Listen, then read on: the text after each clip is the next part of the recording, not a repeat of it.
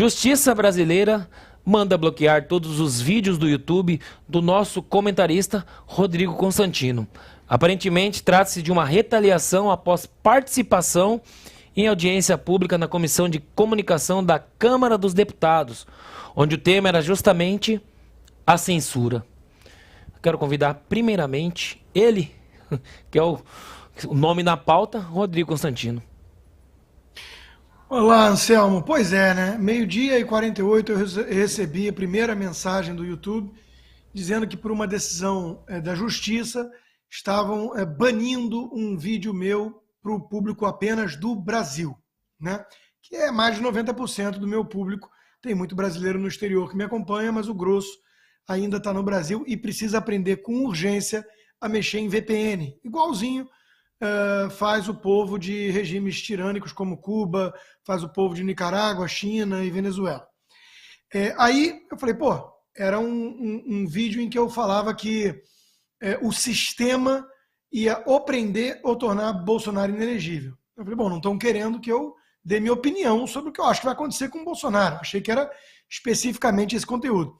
Aí, pouco tempo depois, chegou a mesma mensagem, né? Vem uma em cima da outra, de um outro vídeo. Falava de desigualdade salarial, mito da desigualdade entre homem e mulher. Eu falei, ué, caramba, até isso estão bloqueando por medida judicial? Aí começou a chegar. Então, na verdade, foi uma decisão que eu não posso mais me comunicar também pelo YouTube. Nenhum vídeo meu tem que estar acessível a brasileiro algum. Repare que tem método nisso, né? E é recorrente. Eles não vão lá e dizem assim, ó, isso e isso é um conteúdo criminoso e tem que ser censurado, banido, bloqueado. Eles dizem, a pessoa é perigosa. A premissa é que esse tal de Constantino da extrema-direita é alguém perigoso. Então, nós precisamos ostracizá-lo, bani-lo da praça pública. E eles vão tomando todas as medidas para isso, para atingir essa finalidade. E, na verdade, quebrar a espinha dorsal, né? Asfixiar monetariamente. Eu estou com as minhas contas bancárias congeladas na justiça, né? Eu estou sem passaporte, então eles vão tentando, de alguma forma, intimidar, destruí-lo, até você resolver ficar quietinho, caladinho. Eu não aceito isso. É minha liberdade básica. Eu tenho mais de 1,5 milhão de seguidores. Eu criei, inclusive, hoje uma nova conta no Twitter, o @tudoconsta76, para mostrar que eu não vou me curvar, eu vou continuar falando, eu não cometi nenhum crime.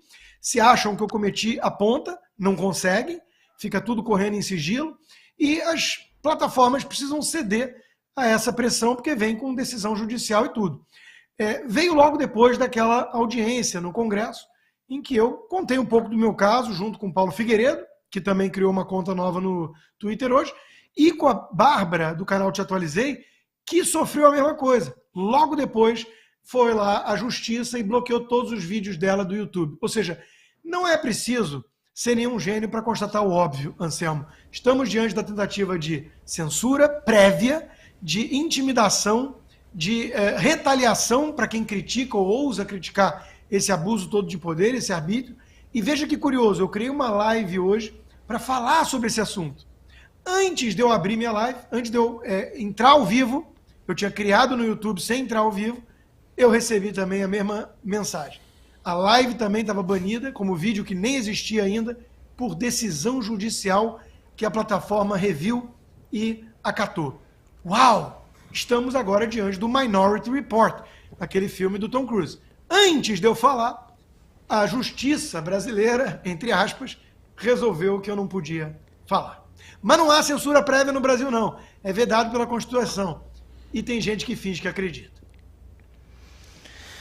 Obrigado, Constantino. Quero convidar agora o Paulo Martins para o comentário. Estamos sem seu áudio, Paulo.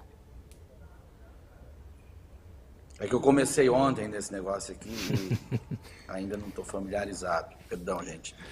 Primeiro, a minha solidariedade ao meu amigo Rodrigo Constantino. É ridículo, é de estarrecer quem ainda tem um fio de dignidade e de honestidade intelectual nesse país, testemunhar o que o Rodrigo está passando. Estão tentando transformá-lo num pária mundial. ele já vive fora do país, não tem passaporte, sabem que os meios de sustento dele, em grande parte, advêm do Brasil, bloqueiam as contas do Rodrigo. Depois, há uma retaliação por ele participar de uma audiência sobre liberdade de expressão na Câmara dos Deputados.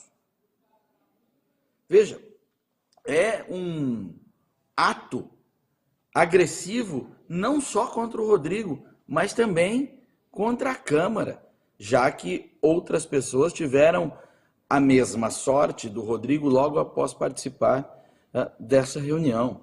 Tudo isso que está descrito prova mais uma vez o que a gente vem falando. Eu tenho insistido nisso, muita gente tem me carimbado como um cara que está com sentimento derrotista e coisa assim. Não, eu estou sendo apenas realista. Há um novo regime vigente no Brasil. Não é mais o regime de garantias constitucionais. É um regime onde um determinado grupo político e social que leva o carimbo de bolsonaristas, ele não goza de nenhuma garantia daquelas que estavam previstas na falida, na morta Constituição de 88. A esse grupo, a garantia está na cabeça de cada ministro. Então, não há previsibilidade de nada. E esse regime conta com amplo apoio das elites políticas, intelectuais e de mídia. Tanto que ninguém está escandalizado com o que aconteceu com o Rodrigo hoje. Rodrigo Constantino não é um qualquer, nem que fosse, mas não é um qualquer. É alguém que tem milhões de seguidores, é um cara que já escreveu na imprensa tradicional e que agora está calado, amordaçado, sufocado. E nem isso é capaz de sensibilizar essa turma. Isso que assusta ainda mais no Brasil.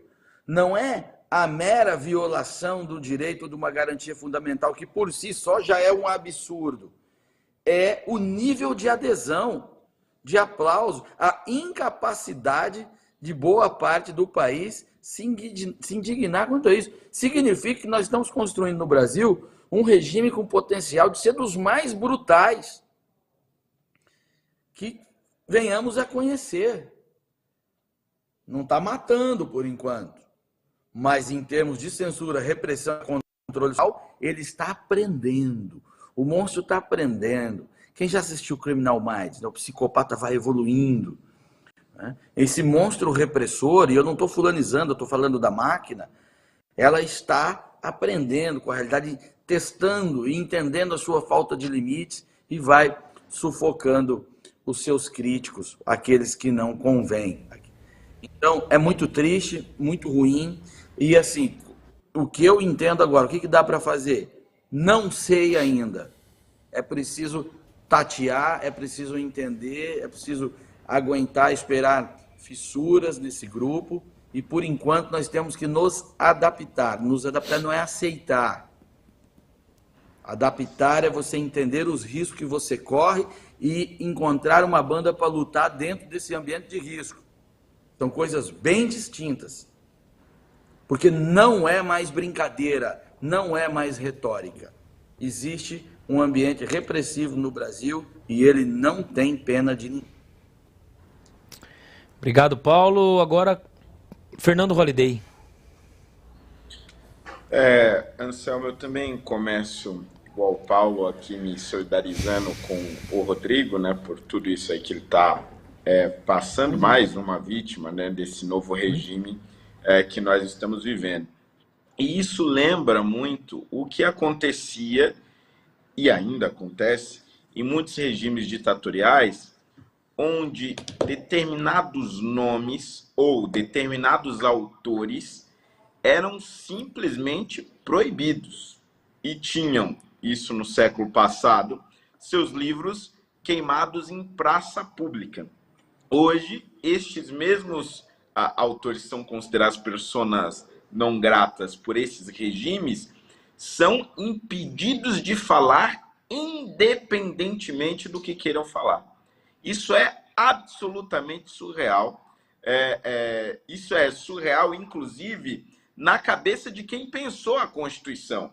Porque se os constituintes, lá de 1988, tivessem a oportunidade de olhar para o Brasil de hoje, não reconheceriam a Constituição que construíram. E veja, eu nem sou um dos maiores defensores do modelo de Constituição que nós escolhemos lá atrás, mas uma coisa era certa: se havia algo pelo qual essa Constituição prezava, era a liberdade e a condenação da censura prévia. Porque foi uma Constituição construída e baseada principalmente por aqueles que foram perseguidos no regime militar e tiveram as suas obras proibidas, foram proibidos de falar, tiveram seus mandatos cassados. Então, havia no espírito da Constituição um certo respeito a essa liberdade de expressão e uma condenação muito enfática à censura prévia.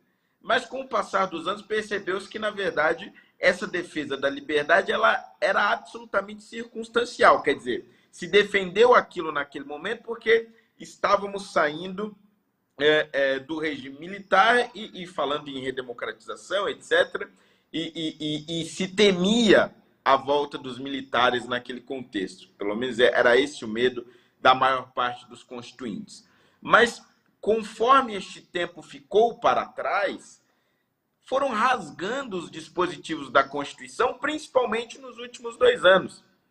E nenhuma instituição reagiu. Aliás, teve uma que temporariamente tentou reagir, que foi a Presidência da República enquanto estava sob o comando de Jair Bolsonaro. Houve uma tentativa de reequilíbrio das forças, uma tentativa de reequilíbrio dos poderes. Mas uma vez que acaba o mandato de Jair Bolsonaro, todas as instituições absolutamente sucumbem ao autoritarismo do judiciário. Um autoritarismo que esse poder, aliás, nunca teve, até porque nunca teve tanto poder antes na história do nosso país. Historicamente, nós tivemos autoritarismos vindos do poder executivo e até alguns momentos de destaque do poder legislativo. Mas destaque do poder judiciário, como se tem hoje, nunca se viu na história do nosso país. E é triste que esse destaque venha dessa forma, cortando autores, cortando jornalistas, cortando opiniões que sequer foram emitidas. Né? Você proibir a transmissão de uma live que sequer começou é um negócio absolutamente inacreditável. E tudo, evidentemente, sobre um manto que é o de combate à desinformação. Ora, que desinformação havia numa live que sequer existiu? Como é que se pode combater desinformação em um conteúdo que não existe? Você impediu o conteúdo de ir ao ar. É evidente que não há desinformação nesse conteúdo porque não há conteúdo. Chega a ser surreal a gente ter que discutir coisas tão óbvias e tão evidentes como essas. É muito triste o momento que nós estamos vivendo no Brasil. Há diversas discussões sobre quais seriam as soluções, mas a grande e triste realidade é que as instituições que poderiam reagir hoje estão de cócoras para o STF e não têm as mínimas condições políticas e morais de reagir. E é claro que isso acaba dificultando a nossa vida. Obrigado, Holiday. Eu quero convidar agora o Manuel Carlos. Eu vou fazer só uma reflexão. Vou chamar aqui mais uma vez para uma reflexão. O Constantino foi censurado. Na verdade, ele foi recensurado, né? Não existe nessa palavra. Ele foi censurado novamente. Então, assim, foi sendo sufocado. Então, o que aconteceu hoje não foi algo que não estava acontecendo. Ele já estava sendo censurado. Então, hoje só foi a cerejinha do bolo. O que falta é realmente eles atraírem o Constantino para cá e grampeá-lo, né? É o que está faltando só, né, Constantino? Só falta grampear você, colocar atrás das grades. Por crime nenhum, não se sabe pelo qual crime, não tem processo, não tem inquérito, não tem nada. Só uma decisão de um desejo de uma pessoa que realmente já passou de todos os limites, no que se refere à questão da legislação da Constituição. Essa semana, eu vou dar um exemplo aqui. Essa semana, mais uma vez, isso se repete a todos os momentos, todos os dias, a grande mídia produz fake news em cima de fake news. E nada acontece, nenhum deles está inquirido nesse processo pelo STF, ou sendo censurado, ou recebendo algum tipo de retaliação. E essa semana a Patrícia Campos Melo me chamou a atenção, ela fez uma matéria dizendo que a OAB tinha proposto um grupo de regulamentação da mídia, tipo um gabinete, né? Um gabinete do ódio do bem, como se a OAB tivesse proposto isso. A OAB veio e disse que aquilo não era verdadeiro. E nada aconteceu com a dona Patrícia Campos Melo. Ninguém produz mais fake news do que o senhor Felipe Neto e o Janones, por exemplo. Nada acontece com eles. Eles estão com as mídias, podendo falar as borrachas que eles adoram fazer, né? Atacam reputações de pessoas que os desagrada de alguma forma e por mera divergência de opinião, o que é pior. Você discordar, isso é natural. Agora, você querer destruir a pessoa, calar a pessoa, isso já ultrapassa todos os limites. E o Janones e o Felipe Neto, eles partem para esse tipo de estratagema, né? Não é só a discordância, é simplesmente querer calar as pessoas. E eles apoiam medidas de censura, pelo menos hoje, não no passado. Hoje eles apoiam. Então isso é algo que eu gostaria de chamar nossos telespectadores para a reflexão do que está acontecendo no Brasil, que um lado está sendo censurado, um lado está sendo calado, e o outro que não faz fake news, né? Aqui você não vai ver nada de fake news, nenhum tipo de notícia que não tenha sido devidamente checada. O Braddock Show tem essa preocupação. O que nós falarmos aqui, você pode confiar, você pode pesquisar, de fato aconteceu. Você pode discordar de uma opinião ou outra, mas os fatos estão sendo colocados. Agora, quem realmente faz fake news não está sofrendo nenhum tipo de retaliação, nenhum tipo de censura. Acha, Manuel, até uma pergunta.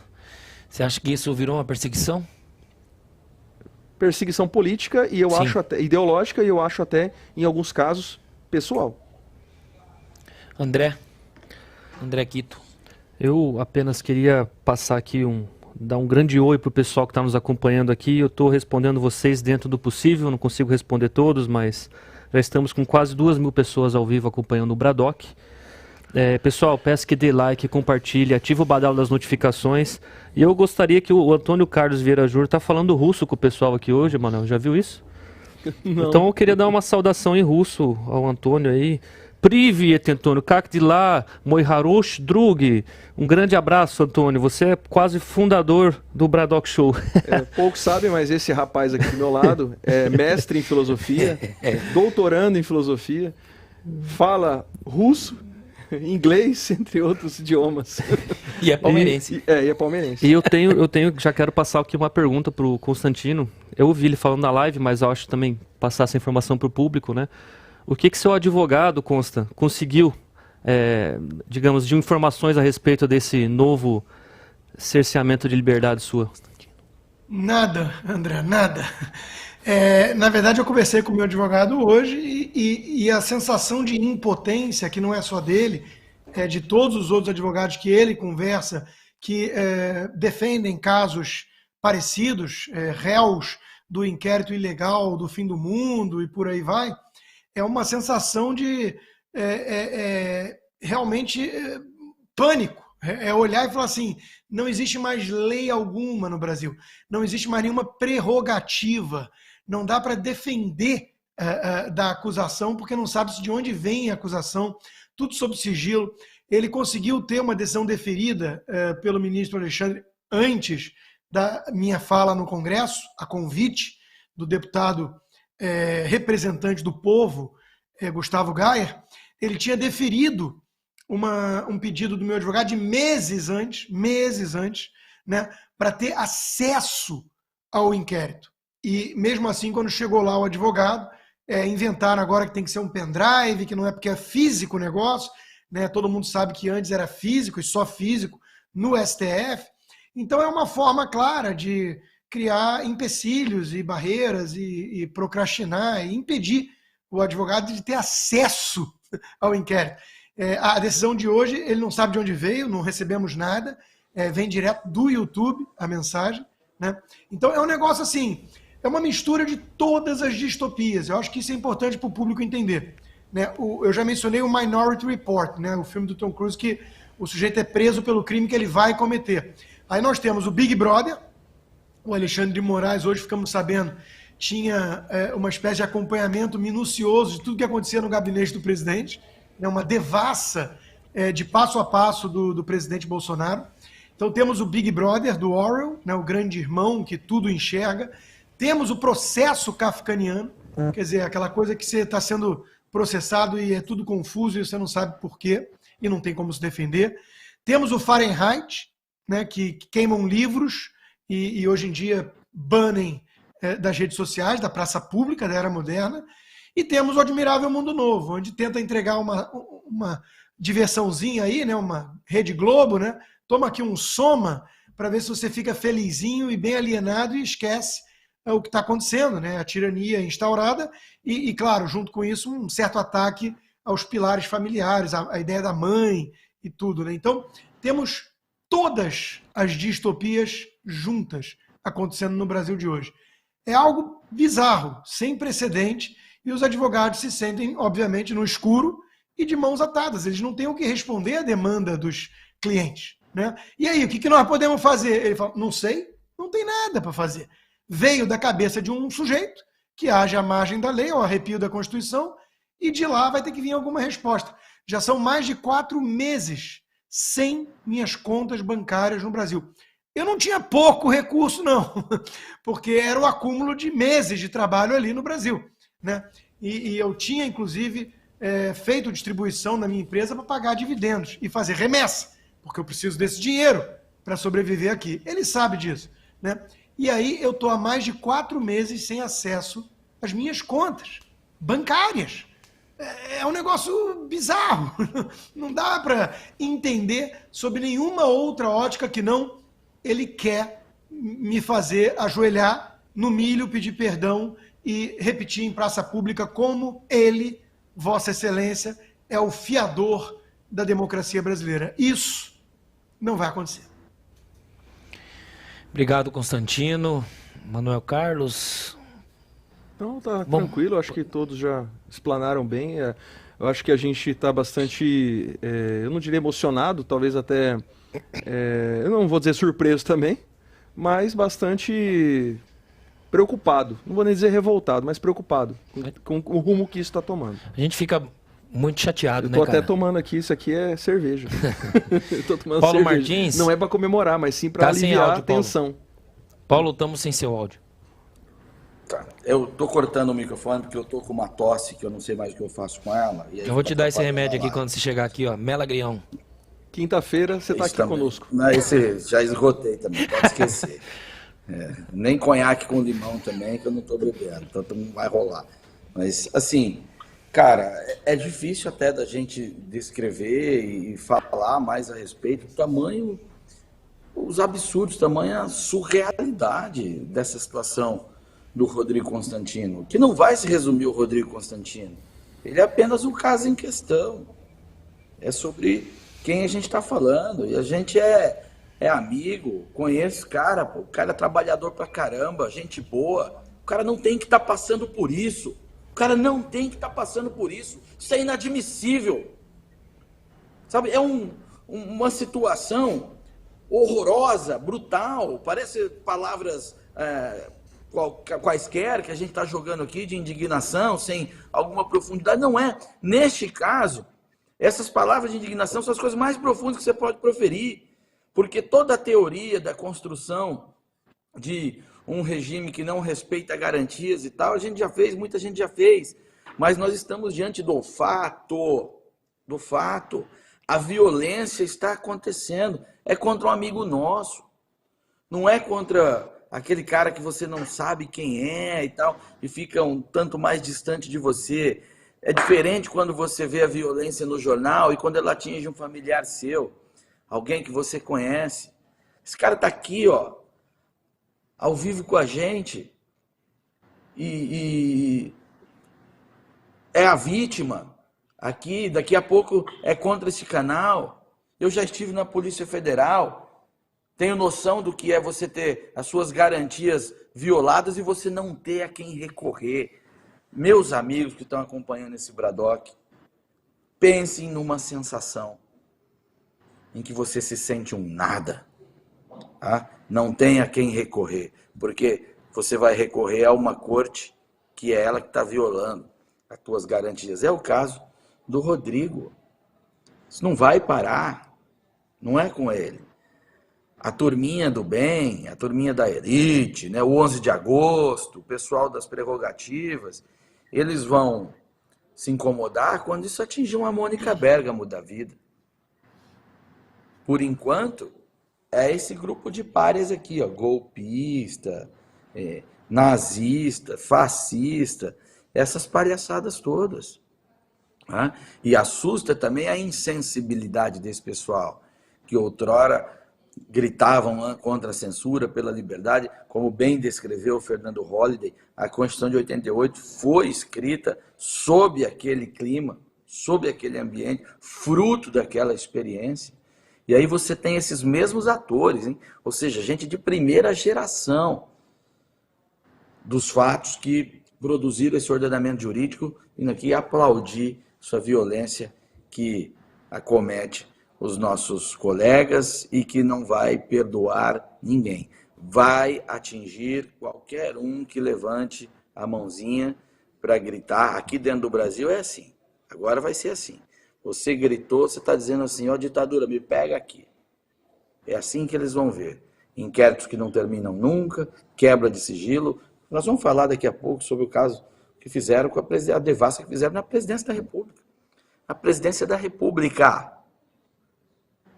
Imagine no cidadão comum, no pequeno empresário que vai colocar uma bandeira do Brasil na sua porta daqui a pouco. Porque quando um regime se fortalece assim, desculpa me alongar, mas acho que são reflexões que a gente tem que fazer. Quando um regime se fortalece assim, em pouco tempo começam a surgir os lixos, pilantras, vagabundos que querem se aproximar do regime. Alcaguete, que se fala por aí. Eles começam aí para se mostrar úteis, eles começam a entregar as pessoas. Vai ter aquele juizinho da primeira instância, promotorzinho da primeira instância, que vai partir para cima das figuras de destaque locais, para ele ficar bem com a turma que comanda a instituição dele. Pode escrever isso que eu estou falando. Não vai parar em crítico, em analista político e tal. Vai pegar todo mundo. Tá? E depois vão estender o rol de bondades às quais eles têm que defender a humanidade. Vai ser por ameaça ambiental, terrorismo, não sei o que lá. Escreva o que eu estou falando. Lamentavelmente. Estou sendo pessimista? Não. Realidade, irmão. Realidade. E estou tentando entender ela para a gente encontrar a saída. Braddock Show!